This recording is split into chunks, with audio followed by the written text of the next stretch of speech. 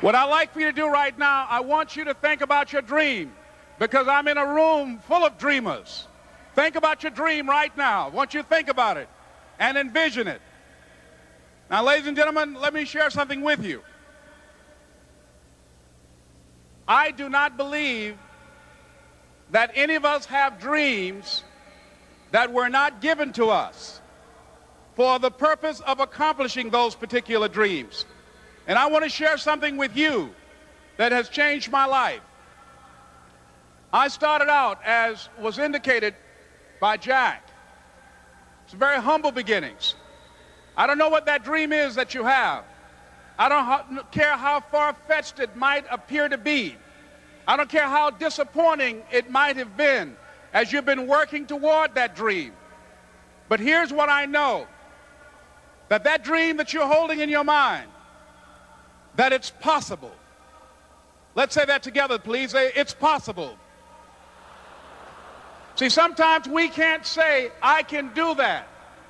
But what we can say, that it's possible that I can have my dream.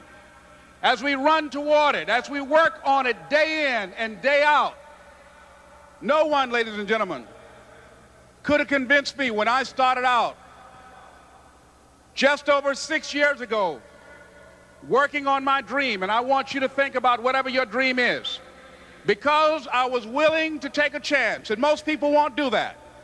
Most of the people that you talk to try and bring them into the business, these are not risk takers. Most people have done all that they're ever going to do. They raise a family, they earn a living, and then they die. But people who are running toward their dreams, life has a special kind of meaning. And here's what I will share with you, that in the process of working on your dreams, you are going to incur a lot of disappointment, a lot of failure, a lot of pain, a lot of setbacks, a lot of defeats. But in the process of doing that, you will discover some things about yourself that you don't know right now. What you will realize is that you have greatness within you. What you'll realize is that you're more powerful than you can ever begin to imagine. What you will realize is that you're greater than your circumstances, that you don't have to go through life being a victim. As Jack indicated, I was born in Miami, Florida, in an area called Liberty City, in an abandoned building on a hard linoleum floor with my twin brother. We were 6 weeks of age. We were adopted. When I was in 5th grade, I was identified as EMR, labeled educable, mentally retarded, put back from the 5th grade into the 4th grade, and stayed in that category until I got out of high school. I don't have any college training, but I met a high school teacher who one day changed my life. I was waiting on another student, and when he came in, he said to me, "Young man, go to the board and write what I'm about to tell you." And I said, I can't do that, sir. He said, "Why not?" I said, "I'm not one of your students." He said, "It doesn't matter. Follow my directions now." I said, "I can't do that, sir." He said, "Why not?" I said, "Because I'm educable, mentally retarded." And he came from behind his desk and he looked at me. He said, "Don't ever say that again. Someone's opinion of you does not have to become your reality."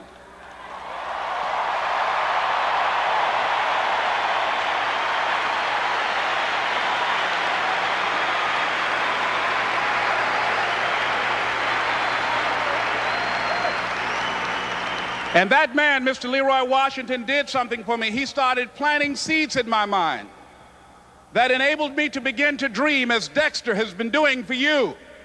And ladies and gentlemen, I started working on my dream. And most people don't work on their dreams. Why? For many years I didn't. One is because of fear. The fear of failure. What if things don't work out? And the fear of success. What if they do and I can't handle it?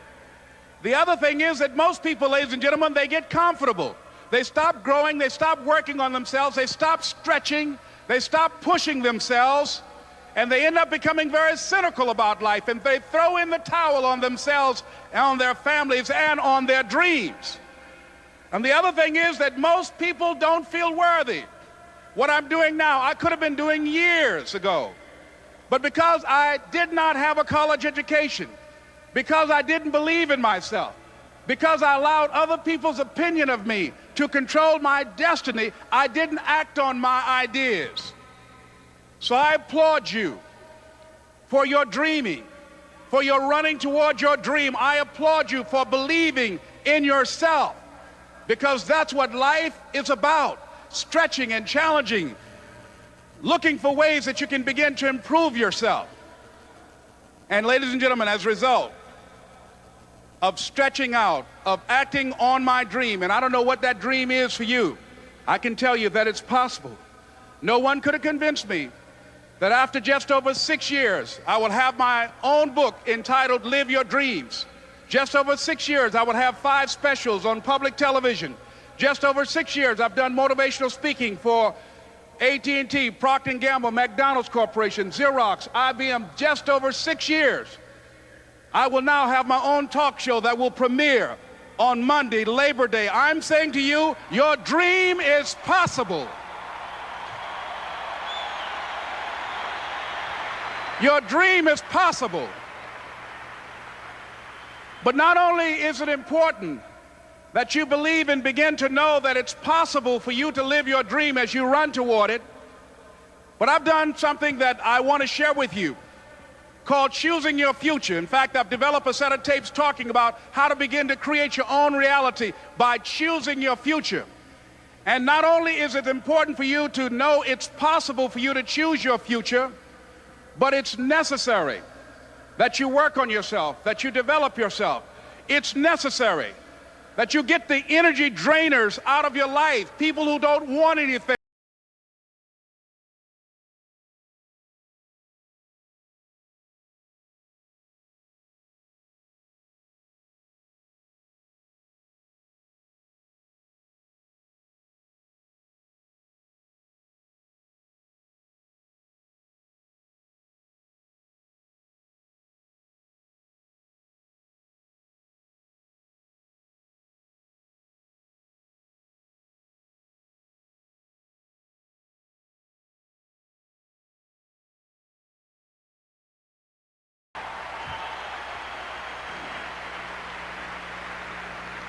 It's necessary to know that everybody won't see it, that everybody won't join you, that everybody won't have the vision.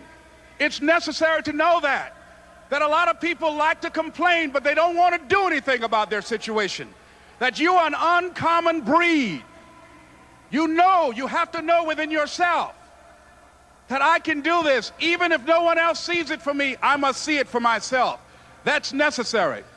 It's also, ladies and gentlemen, necessary that you be creative when you're working on your ideas, that you understand the importance of changing up, of readjusting your strategies. Many times we can have a great idea, but if you're not advancing it in the right way and things don't happen, you become discouraged and think the idea doesn't work. No, that's not true.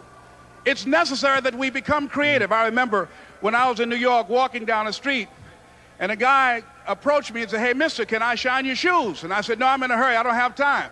I kept walking. Someone else said, "Hey, man, your shoes look clutty. May I shine your shoes?" I said, "No, I don't have time. I'm sorry, I'm busy." And I was walking fast, and many people solicited me for my business. And then finally, a young man stepped in front of me, and he said, "Excuse me."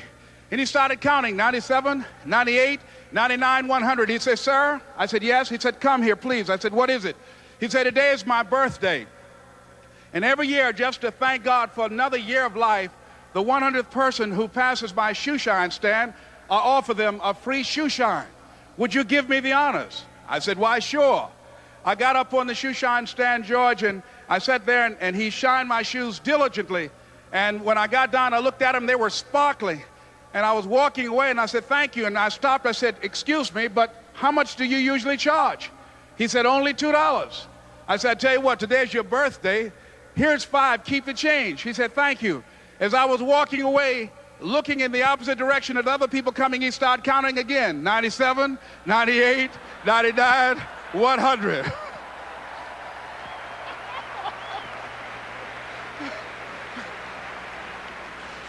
It's necessary that you be flexible, that you are always thinking of how can I improve this better.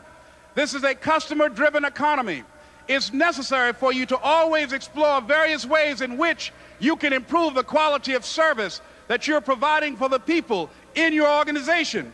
I remember something, a major company had talked about the extra value service they were providing for their customers. And the lady who had the news conference summarized it this way. She said, "It's not our intention to satisfy our customers or to please our customers. Our intention is to amaze them."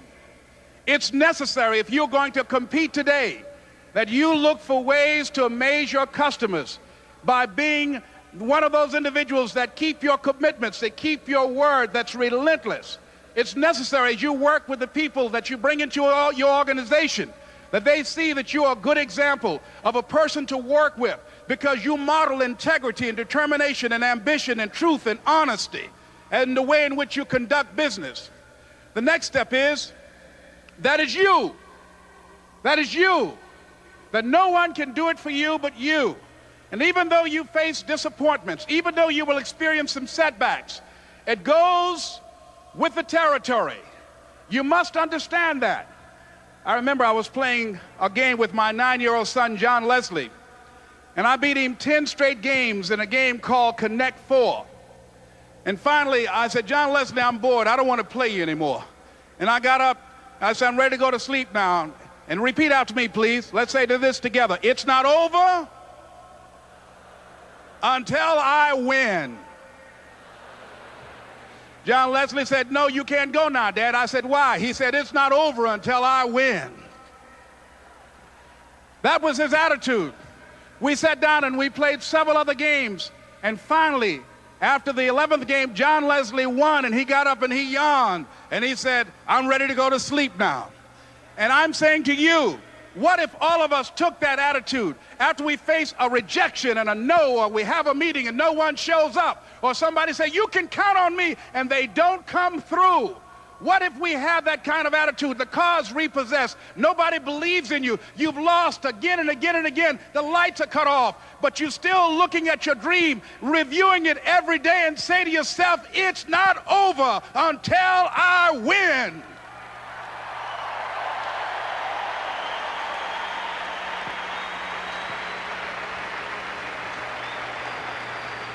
Life will yield to you. Now here's the next step. Repeat after me, please. It's possible. I can live my dream. It's necessary. I work on myself. Surround myself with winners. Become creative. It's me. I've got to make it happen. It's not over until I win.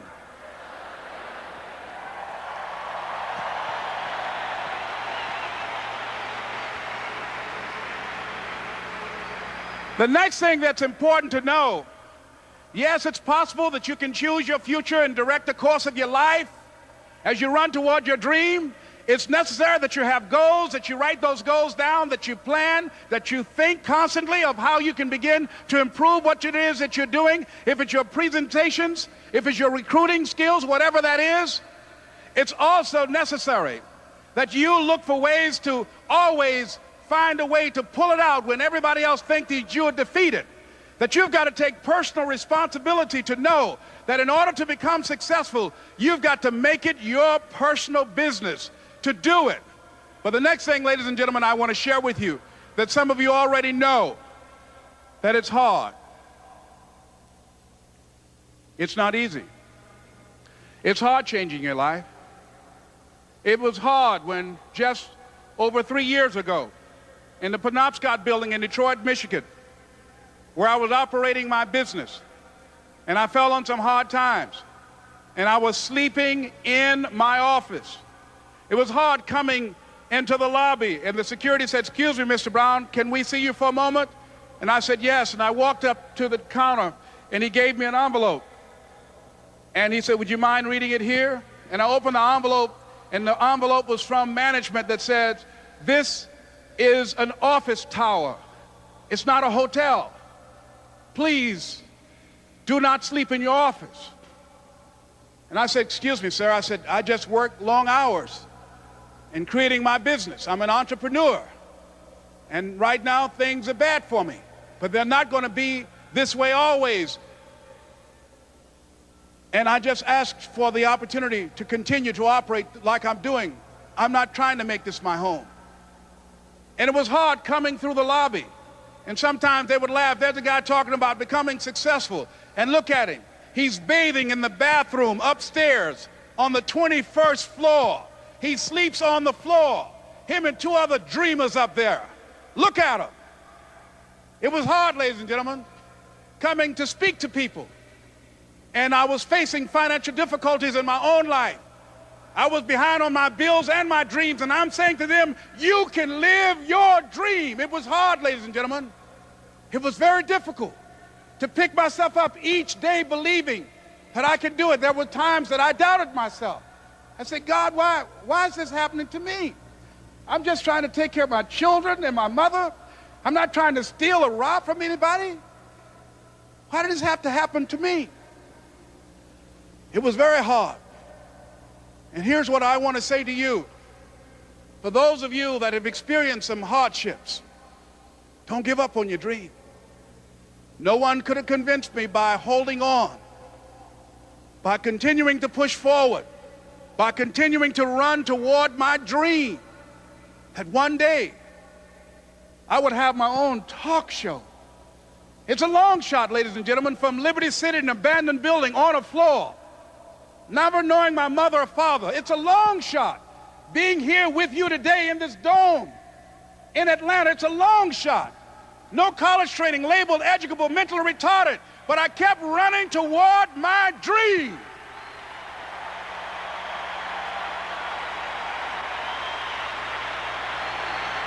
Don't stop.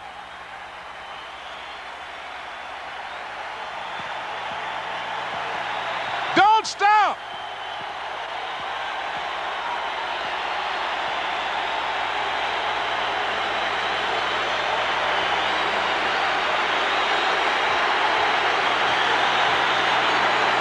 Don't stop running toward your dream.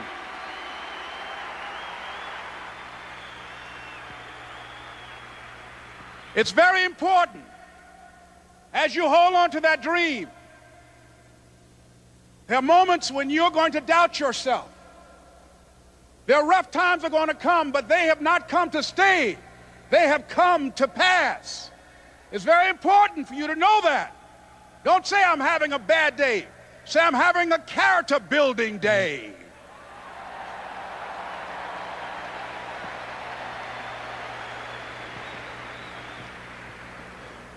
It's very important for you to believe that you are the one to make this happen. I remember this high school teacher, Mr. Leroy Washington, at the end of school one June, it was just a few days before we were supposed to leave, and I just got my report card, and it indicated that I'd failed history, and I'd failed English, and I would have to go to summer school. And I was feeling within myself that I was a failure, that I'm slower than most people in getting paperwork, and I was feeling down on myself and very negative. And Mr. Washington was giving a speech to the graduating seniors, and I was in 11th grade. And even though I wasn't supposed to be in there, I went in there because the speech he was giving, that speech was for me. And as he talked, my heart began to beat fast. Tears began to run down my eyes, and I was in the back just listening to him because he said, and he was a very dramatic man. I still talk to him to this day. He said, as graduating seniors of Booker T. Washington High School, I want you to know that you're blessed and highly favored, and that as you go toward the future, begin to know that you have greatness within you. And if just one of you here begin to envision yourselves as being blessed and highly favored to reach your goals, if just one of you capture the essence of what that means, that you have greatness within you and a responsibility to manifest that greatness, that you can make your parents proud, you can make your school proud, you can touch millions of people's lives, and the world will never be the same again because you came this way. And the students gave him a rousing standing ovation. And as he left the auditorium, I ran down the steps and I caught him in the parking lot. I said, Mr. Washington? He said, yes. I said, do you remember me, sir? He said, no. I said, my name is Leslie Brown. My mother, she works in the cafeteria here. I'm one of the twins, Leslie and Wesley. I said, Mr. Washington, but you know, I got these big dreams. You know, I like talking to people. I love people. I said, I want to work with people, and I got this dream of buying my mama a home. Could I do that, Mr. Washington? He said, it's possible, Mr. Brown. And as he walked away, I called him again. I said, Mr. Washington? He said, what do you want now? I said,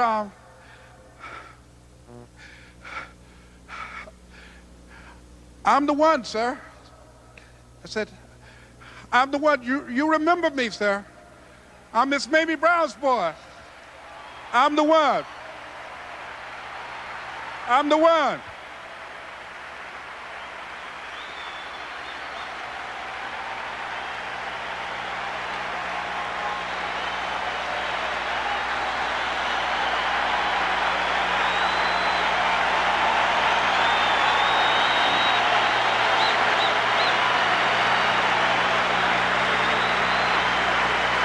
And you must feel that that's why you're here, because you are the one. And I remember when PBS first played one of my specials called You Deserve, one Sunday afternoon in Miami, Florida. I had some friends call him to tell him to tune in. And he watched the program. He called me in Detroit, and I answered the phone. I said, hello. He said, may I speak to Les Brown, please? I said, who's calling? He said, you know who this is. I said, oh, Mr. Washington, it's you. He said, you were the one, weren't you? I said, yes, sir. He said, and you were so crazy. I said, I know, but I'm rich now.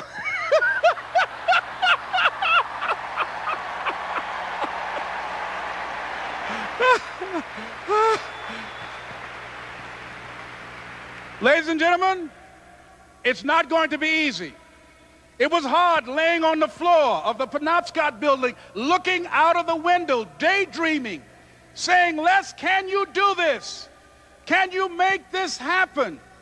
I used to listen to tapes day in and day out about See You at the Top, my great friend Zig and Dennis Waitley and different other motivational speakers, and Dr. Norman Vincent Peale. And Dexter saying, don't let nobody steal your dream. I used to ask myself, can I do this? And something said within me, you're the one. You're the one. And let me tell you something, ladies and gentlemen.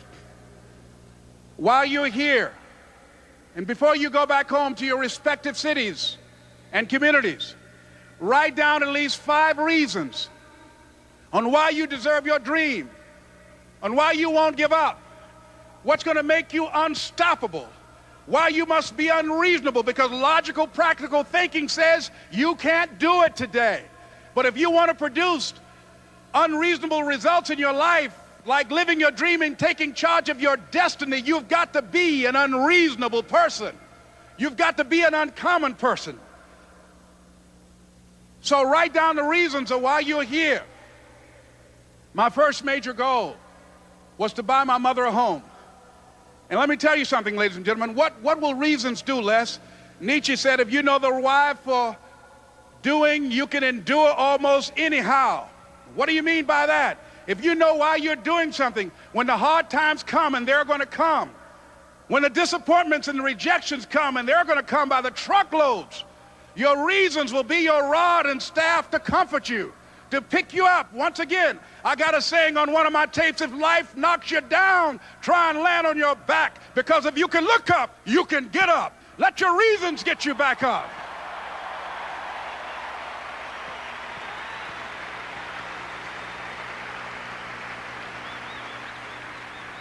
I remember when I bought the home for my mother, and she came out of the car. When I opened the door, I said, Mom, I think I know these people in this house. That was my first major goal. And then I couldn't conceal it anymore. I said, Mom, I got this for you. And as she went from room to room, looking at the house and saying, thank you, Jesus. Thank you, Lord. No one ever could have convinced me that this could have happened to me. And she looked at me and she said, Leslie, And you caused me so much problems as a boy. You were always into stuff. She said, no one could have convinced me that day when I walked in that house and this lady was holding you and your brother. And she said, ma'am, I want you to promise me 2 things. And she said, what is it? She says, 1, promise me that you won't separate them. She said, I want them raised together. I want them to know each other.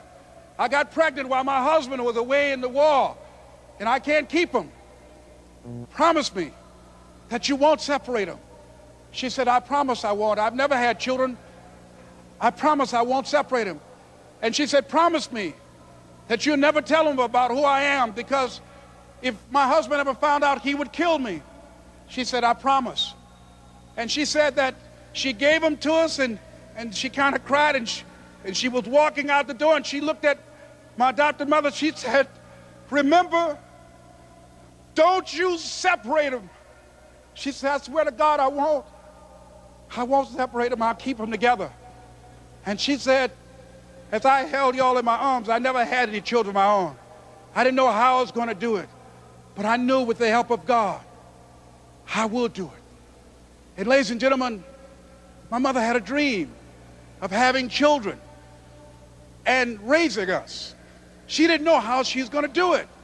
You're going to be just like that. And some of you are already there. Well, you don't know how you're going to make this happen, but you just feel within yourself some way, somehow, with the help of God, I'm going to make it happen. Repeat after me, please. No matter how bad it is, or how bad it gets, I'm going to make it. I'm going to make it. Shake somebody's hand on your right and left and say, you got the right stuff.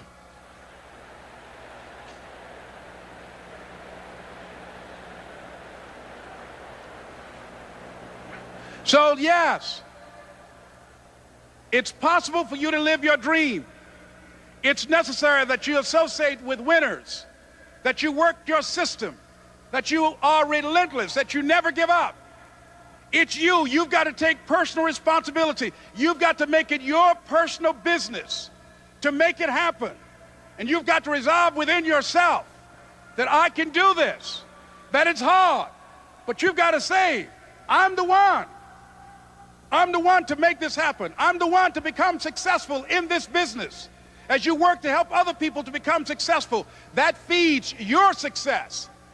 But you know it's going to be hard, but find out what will make it worth it for you.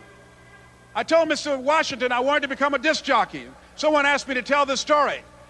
And he said, Les Brown, he said, if you want to do anything worthwhile in life, you've got to be hungry. And so I started working to develop myself. He said, I want you to practice every day being a disc jockey. I said, but I don't have any job now. He said, it doesn't matter.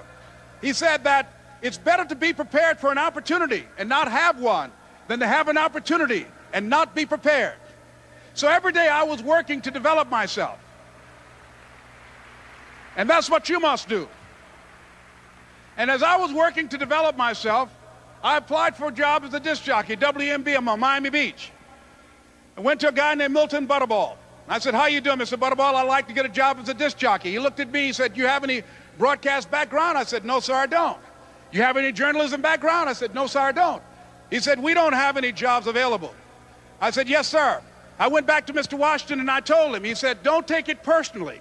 He said, most people are so negative, they will have to say no 7 times before they say yes. He said, go back again. So I went back again. I said, how you doing, Mr. Butterball? My name is Les Brown. He said, I know what your name is. What do you want? I said, I'd like to know whether or not you have any jobs at disc jockey, sir. He said, didn't I just tell you yesterday we didn't have any jobs? I said, yes, sir, but I don't know whether or not somebody got laid off or somebody was fired, sir. He said, no one was laid off or fired. Now get on out of here. I came back the next day. Hello, Mr. Butterball, how are you? He said, fine, what do you want now? I said, I'd like to know whether or not you got any jobs, sir. Didn't I tell you the last 2 days we didn't have any jobs? I said, yes, sir, but I don't know whether or not somebody got sick or somebody died, sir. He said, no one got sick or died. Now don't come back here and throw me out again. I came back the next day like I was seeing him for the first time. I said, hello, Mr. Butterball, how are you? He looked at me with rage. He said, "Go get me some coffee." I said, "Yes, sir."